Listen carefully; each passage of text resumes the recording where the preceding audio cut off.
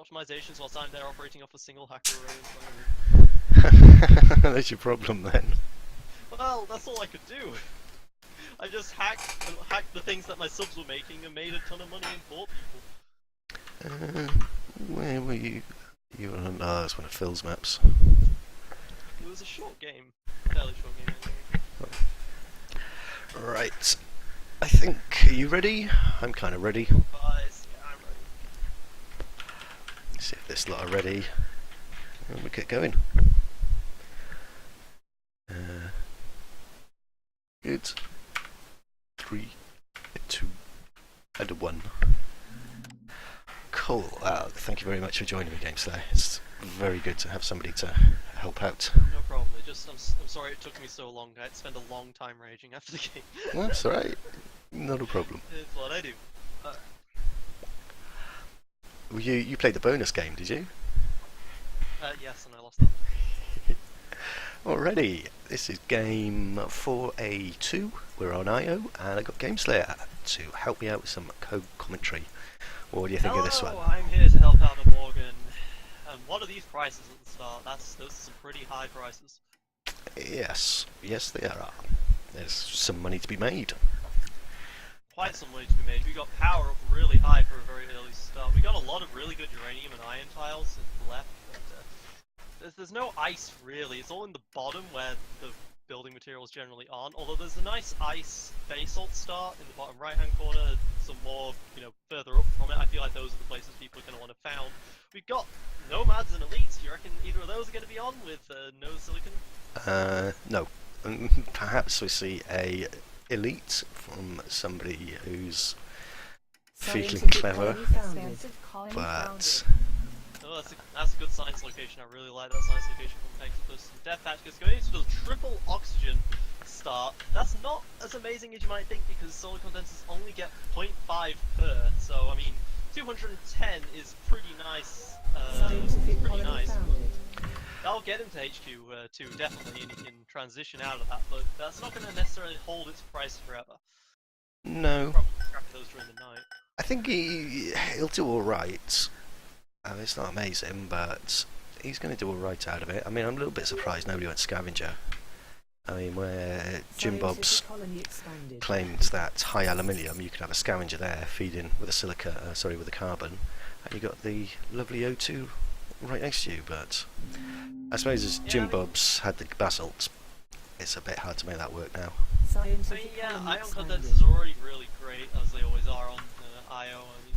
Just paying attention as well. Hexapus has actually also gone into the solar condenser strategy, which I do prefer for the scientific. I really like the scientific spot. For those of you who don't know, scientists can of course bring their oxygen straight out of the ground to feed their water processes or their glass tanks. Very, very good, especially for the water processes, because you can do it during the night. So you're effectively using an entire solar condenser during the night, plus turning it into the water processes. Yeah, scientists really powerful. I think with the ice there, just so versatile as well. He's got a nice chunk of basalt next to him as well. All that lovely O2. I mean, Hexapus should do well on that spot. Death Hatch is now rotating out into steel mills. He's also the first one into ion collectors, which is very scary. Those ion collectors are already making a ton of money. Jim Bob with a single basalt platform for some interesting reason. Going into water processes on the ice, that makes sense. Steel, okay, yeah, no, good. Dubin's also going into ion condensers, although he's going into greenhouse farms, which that price is high, but that water price is higher. And it's going to continue climbing, isn't it? It's going to be a bit sticky, I think, for him to continue running those longer term waters. Feed into each other very nicely. Actually, we got the farms that are going to be losing money soon, but Hexapus is going to be making water very soon, which will feed into that very nicely. Then the IO condenser is going to be feeding into Hexapus so that its water is cheaper. And it's all just going to be a nice little synergy between everyone. As the first one to HQ3 is the expansive. Yeah, not surprised. I mean, I think he's going to need some glass kilns, which is slightly worrying. I mean, nobody seems to want to do anything about the price of power at the moment. Apart from Hexapus, who's boosted his power and he's... Yep, and he gets frozen mostly, but he boosts with the Goon squads. 777 from one tile right now. that's making an absolute ton of money. That's the problem with everyone goes into ion condensers and no one goes into power. Yeah. Yeah, somebody's going to pick the power market up though if the price stays high. And Jim Bob. That's looking like Hexapus, but Yeah, I think Hexapus has got that market to himself for the minute. Although DT's got a couple of nuclear plant down. You have got holograms this go, so a little bit surprised he hasn't done his usual trick of hiding his nuclear plants with his holograms. And Dubin deciding he's going to have a little boost as well. Got some water processors up, decided to rotate it out of his... Wow, he rotated it I out. like this a lot from DT, by the way. He realized everyone was moving into water process. He's just bought up fuel again. Fuel is now really high. I'm not surprised. He wants to keep the price of fuel as high as he can. Those water processors consume twice the amount of fuel as a chem refinery in a normal Mars game, so that's really going to be hurting. Yeah, one fuel each, which Dubin's not, well, they're still profitable for Dubin. Why, I don't know. And Hexapus is now level 4 off of that one boosted nuclear plant, still just chugging away with a ridiculous amount of money. And Hexapus, shortly afterwards, he's got this ion collectors. He's sold down his fuel at this point, which I am surprised about because he can still keep that high. But he's decided not to now. He needs the money, doesn't he? Yeah, but I mean, now that he's 4, does he really need to keep the money? Oh right, yeah, so Dubin has actually boosted his ion collectors now, actually. Wow, okay, Dubin really wanted to get into that market himself. A lot of money just being grabbed up there, but yeah, he's... kept selling. And also, Jim Bob moved back into it. Everyone's very synergized this game, all moving into and out of the same markets. It's very interesting. So it's all about staying ahead of the pack here, and Hexapus is managing that so far, I feel.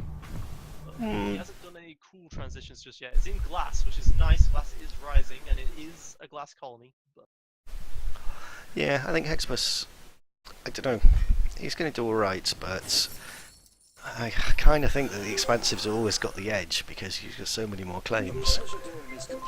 There's usually plenty of money to be made on IO. A mutiny, this will come in very handy for anybody who hasn't got a pleasure dome, i.e. anybody except DT. Although DT's pleasure dome is hologrammed, and it was quite interesting just watching him as he was going through all of the different options trying to decide what to hologram it into. It made it very obvious. Yeah, you don't usually see solar panels there at the colony, do you? But especially ones that change to other things several times and then settle on the solar panel. Depends how many people are watching though, doesn't it? Ooh, Hexapus. He's decided power is going to die a little bit. He doesn't want the power market very much anymore, so he's just going to grab that mutiny up and what's he going to use it for? Not a lot for a while, at least. He's going into a pattern lab. Very interesting because he's at a garage shop in an optimization spot where that's... I guess he's going to pretend that it's an optimization center. Yeah, he's going to pretend it's an optimization center and hope that he doesn't get targeted. But he's already got the goon squad on it. I feel like that might be a bit unnecessary. We'll see. Yeah, I think he had the hologram down first, so it's always good. You get shut down by Death Tacticus. Death Tacticus wanting the O2 market for himself. I mean, people seeing an optimization center like that are still going to try and dynamite it, perhaps. You know, it's not exactly, it's not any different of a target just because it's a pattern lab instead, in my opinion here. But yeah, if electronics get a bit high, then dynamite's going to do pretty good work. Let's get our science on. Yeah, Hexapus has spread himself. I don't know, he's got 2 of this, 2 of that. He seems to be going alright, but I do wonder if he's going to be making enough money to really power through. He's only HQ4 still. I thought he'd upgrade 5, but I clearly am wrong. Right there, he's got, yeah, a lot of 2s. The farms aren't making all that much money because he's making 1.5 on the food, but he's consuming 0.9 of it. He needs to go into synthetic meat if he really wants to make that work. Yeah, synthetic meat though does a boost, doesn't it? So you're going to be double water, which is nice, but if you're not watching it all the time, it can get a little bit sticky sometimes. Jim Bob is in a pretty good position here. He's got a lot of stuff down, but he doesn't. Well, he's starting to buy his own shares now, which is probably a good idea because DT's got a huge amount of money. definitely. I would look, by the way, to see those solar condenses rotated out during the night for the scientists. It's really useful to do that. Yeah, it can get a bit expensive though. Now with Virus and the glass kilns, it's not really that big of a deal for DT. He is making profit on the silicon. There's also electronic shortage just about to come out with the hacker. We're able to see how much he commits to that. This guy's a steel mill, and DT really likes moving his holograms around. So you'd think that would actually be, you know, the metal mine that it should be. But that's a lot less. That's a lot less obvious if it's your aluminium mine. Yeah, the odd steel mill there is a little bit of a giveaway. That is just perfect symmetry. He changed it. He did have 268 electronics at $268. That hacker already doing good work for him though. He's going to make some nice money out of that electronics hack. Great money. He's also in HQ5. A lot of money there. Hextus is the only one. Oh no, Jim Bob is also HQ5. I missed a lot of HQ5 plus I was busy discussing symmetry. Yeah. Hextus has not put down a lot of his claims yet. And Jim Bob's still sitting on all of his level HQ5 claims as well. DT the only one spending them, knowing what he wants to do here right now. I'm a little bit surprised that Dubin's lagging behind so much. I know he's got his upgrades. He's there last to HQ5. I think Which, it's just a little... The thing is, Dubin's just slightly behind the rest of the pack of scientists in his transitions, so he's just not quite getting the profit that the rest of them are. Although these water processors, he is going to be the first one to put up 3 water processors, and that will be profitable. I don't know why people aren't investing in a third water processor at this point. yeah, as long as you can keep his fuel usage under They are more control. profitable than the solar condensers right now whilst on ice. And they're making him good money. Mainly, as you say, because they're on the ice. Hexbus in liquid batteries first. Liquid batteries always a strong pickup on IO. However, he is frozen out, and there's a lot of ice in this game. Everyone has access to ice, so that's going to be a questionable value. Maybe you can do some, maybe you can buy it up during the night and really just ruin that price a little. I mean, that would be a very powerful move, so here's hoping that other people decide to keep a stockpile. DT, the only one who's decided to keep a stockpile, and that's very small of that. Yeah, DT they're a little bit concerning down in sea levels of debt. If he doesn't watch out, then Jim Bob just riding that line very closely. yeah, it really works out well. I mean, power does. We may see power come back a slight bit, but generally power kind of dies out on IO. That's gotta feel bad for Dubin there. He tried to boost out his optimization centers, gets them both blown up by separate people. Dynamite's expensive. Dynamite's cheap now. Yeah, sorry, I meant that. Goons are the expensive one, but when you consider how much it costs to repair one of those buildings, maybe Goon Squad will pay for itself. DT looking to crush the water market here. He's building 4 water processors at this point. It's always interesting on IO how water processors don't seem very profitable, then you add all the adjacency bonuses and they become amazingly profitable. Because the profitable part, the water part, increases a lot more than the power part. Yeah, but you can see that Dubin, because he's got his on ice, he's making $100 more per water processor than DT is. Water's dead now. Everybody's in water. Dying very quickly. Yep, this is very good news for Hexipus, who I believe is in synthetic meat at this point. Yeah, he is in synthetic meat at this point. DT's hack on chems, very profitable, very valuable. No one's gone into chems just yet. Has anyone actually picked up carbon in this game other than Jimbo? Hexipus has got some carbon and he's got 2 chem refineries. Ah yes, a little bit of... Oh yeah, everyone's got a little bit of carbon going in, apart from Hexipus. Apart from Jimbo, who's really committed to it, which I like to see, although without teleportation, those magnetic swords can get scary. Yeah, I mean there is return of claim on the black market, so you could quite easily rotate your stuff around if you wanted. I would like to see Hexipus use that if he does end up getting the teleportation. Oh wait, teleportation doesn't exist on this. Whoops. Unfortunately not. Wow, DT paying some debt off there, I think. He was in a D level of debt and then he jumped up to a B. Jim Bob's still at D levels of debt, meanwhile. Yeah, Jim Bob looks like a nice cheap pickup. Yeah, he's got all of his money right now is about to go through the air. All of his money through the air right now. That's 180 chems. 180 chems. And it goes in safe at home. There we go. 80k right there in the bank. Magnetic Storms 2k for 2. Wow. Yeah. DT and Hexbus just too busy killing each other off. Players 1 and 2 have figured out who they are. And honestly, Hexbus looks absolutely terrifying to DT because from DT's perspective, Hexbus had the 2 optimization centers running for a long time. But of course, he actually had Patent Lab, which is actually even worse. So yeah, he's very scary from this point of view. And he's transitioning into the space elevator now, which of course he can do. I'll just give him that 10% a launch. Wow. DT committing to perfect chem production in his optimization center. He's really looking at chems, I think, to make some money. DT thinking he's elite, maybe? But, I mean, everyone is an optimization centers at this point. It is a surefire bet that this is going to be very profitable for a while yet. The colony itself, I mean, it's consuming... Oh no, this is consuming lots of fuel, plus what's consuming... Yeah, speaking of which, fuel is still very profitable at this point. I'm glad Jim Bob has noticed it, and I'm glad DT's noticed it. Because, yeah, they're starting to kill the price now, but for a while there, Hexbus and Movement just did not have... Well, no, Hexbus especially didn't have any of it.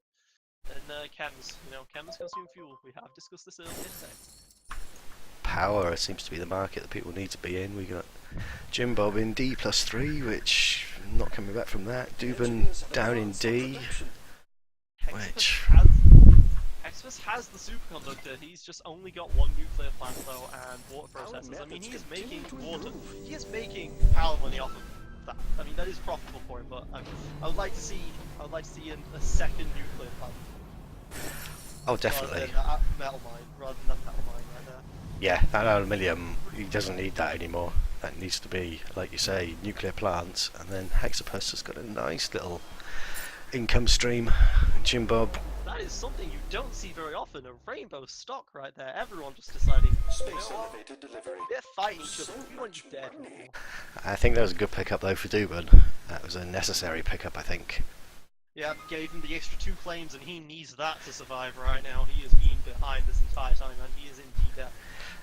Paying some of that off with power, but food is just so contributing so much to his debt right now. It must hurt. Yeah, if he could sneak a couple of food claims in somewhere, then that would be pretty nice for him, but... I would like to see him transition out of those base salt as well. I mean, they are making 78 per second each, but I mean, that's not a lot on IO considering this set of markets right now. I mean, Iron Collectors themselves are making 240. Yeah, he's gone back into water, chasing the water profits, which... Optimization routine There we go. successful. He's rotated the other side of water out into some farms, so... Okay, that's Hopefully. fine then. And he's improving water as well. So, you know, there you go, 270 on those. That's good money there. Hexapus... You're gonna need a lot. Hexapus is levelling up against DT here. He's about 100k behind at the moment, but... They're scared of each other at this point. Well, I think that's going to be the fight, isn't it? Whoever wins between those two is going to be able to take on Dubin. I don't think Dubin's going to be in much of a position to get in the way of the DT Hexapus fight. I mean, normally I would just give this one to DT, but the space elevator is a thing. DT might just run out of things to make a ton of profit on. I mean, it's about to be a night. His solar condensers aren't going to be that great, and his water processors aren't going to be that great. Well, 54, 55k a launch on O2 at the moment. That is pretty obscene. Going up. And he's got a goon squad on it, and it's hologrammed, and he's got a little bit of a boost. Not a huge, you've got 10% on it, but... Although this solar panel is entire game is just up and running, providing a ton of money. Very nice, about a third of the space elevator. That's not to be sneezed at all, is it? It's 327. That's bringing in for DT. And Jim Bob the Mighty, the sub, builds a space elevator as well. DT making good use of this single hacker array. I really like the fact that he's just kept finding the markets to go into that people just aren't in, which is very, very nice to see. Both sides at this point have bought everything into each other. They are basically neck and neck for stock price, which surprises me considering Hexbus does have the space elevator up, although I wonder if transparent aluminium affect those a bit. I mean, we just saw aluminium just rise in price, and those two suddenly and that stock price suddenly jumps. So I think it does. Dubin moves into a space elevator as well, which is That's exactly what Dubin wants to see. I mean, look there how it is. little he's worth. right now. He is so happy these two guys are fighting each other instead. Dubin, well, he could get snapped up with his somebody's small change, couldn't he? And this is going to be an interesting race between DT and Hexapus. DT is obviously making power money from his 2 nuclear plants. Oh, Hexapus moving into a second nuclear plant now. It's going to be so really close. like that. It's about time. It, Talked about that a while back. I think well, depending on when Hexapus's launches are going to come, that could be the decisive Just factor. disappointed in you. Yeah, I mean, Hexapus does have some territory a little weak in certain places. He could The definitely be space making a lot more with elevator his is territory completed. right now. Let's watch But our this is profits awkward fly. for DT. DT's profits, I mean, I was going to say they're low, but I mean, these electronics factories are making so much money right now. Yeah, they're about the best thing he's got going for him. 300 apiece. And if he's hacking as well, which he is, is that hack going to finish before? And is Hexapus's launch going to come in Looks before? like DT's getting it, but at the same time though, if DT lets this optimization finish in electronics, I'm worried that'll be too much of a difference and it will offset his initial hacker array, and this might get a lot closer than you think.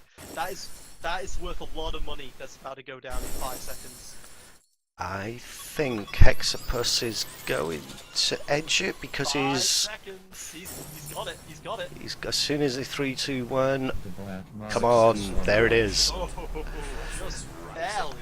DT, just Optimization barely. routine Wow, successful. that was so close. And he didn't even need to cancel. He didn't even have time to cancel. Well, he wasn't going to cancel the thing, so I think he was going to lose anyway. But he didn't need to. It happened a second before it actually finished. The perfect finish. Anyway, it happened a second afterwards, but still, Yeah. not enough time. Not enough time. The hack just didn't come in quite in time for him. Yeah, I think DT realised that he was just selling off electronics a tiny bit. Just Now trying to. it's Hexapus versus Dubin. Can Dubin do what they did to me? It's gonna be tough. I don't know. Somebody knows. There we go. Is Hexapus does know where Dubin's space elevator is. So Dubin is in the much greater debt right now. If he doesn't pay that off, Hexapus is gonna get that cheaper stock. I don't think Dubin can afford to repair his Fast on production. space elevator. 73k to repair it. Surprise. Just disappointed Yeah, that in is you. expensive because of that glass price and And that aluminium price. the time as well. Yeah, I mean, all of these aluminium mines at this point are all just lows. And electronics Our factories, of course, methods do use the continue to aluminium. And improve. ooh, Hexapus bought a boost for his space elevator. Expensive, but he knows that Dubin can't do anything about it.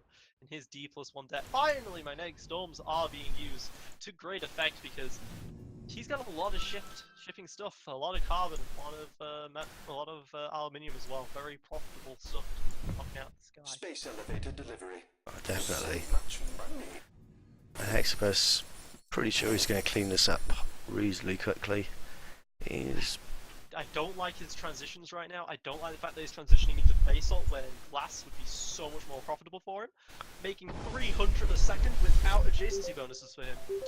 But He's probably confident. He doesn't really need it. no, he doesn't. There's a world of difference between the two players right now. Especially with this now D+4 debt. That's Oh, that's got to be hurting the share price. We can see it dropping off. yeah, that's 100%. There we go. Well, that was a very interesting game. Yeah, god damn it, Jim Bob, I needed you to win. You was on my team. Oh, yeah, Jim Bob, I think debt caught him just at the wrong time. It's unusual to see everyone pile on a player, but everyone piled on a player. Well, they could tell they were going to be neck and neck, so... Yeah, well, Dubin delivered the final blow, though, didn't he? At the... well, it was a cheap pickup. I mean, he needed to make that pickup just to stay in the game. So... Indeed. Dubin lost. Yeah, well, he was like a full 60% behind. Maybe they're talking about DT, I don't know. Should have sold his stock. Potentially he should have. Well, GG. Let's have a quick look at charts and graphs. Hexapus making the money there, 500k on his space elevators. DT making a decent amount on electronics. Did have to buy a huge pile of electronics as well. Entertainment value was, Well, you know, he's a hacker. yeah, he likes to play with them, doesn't he? Definitely neck and neck. But well done to Hexbus. It's about time he had a good win, and that was a good win. Yeah, just Jim Bob made. Apparently, Jim Bob's business revenue was minus 70k. You generally don't see people dying quick enough to be in minuses.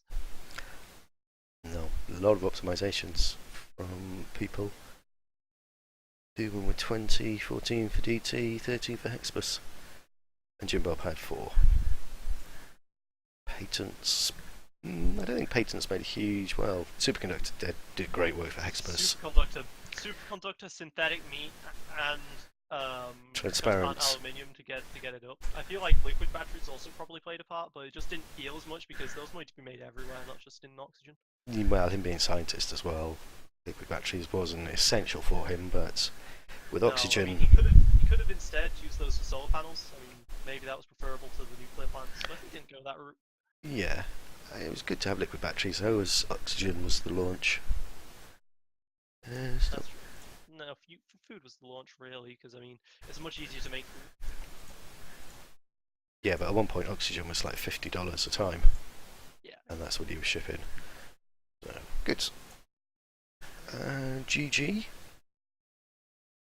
On to the next one. You're playing the next game, aren't you? I am indeed. Well, thank you very much for... Please let's not go 0-9. Thank you very much for coming and giving us a hand. Much appreciated. I need to put on all the new seeds, so I'll catch you in a little bit. Yep, see you later. Cheers, Games there, bye.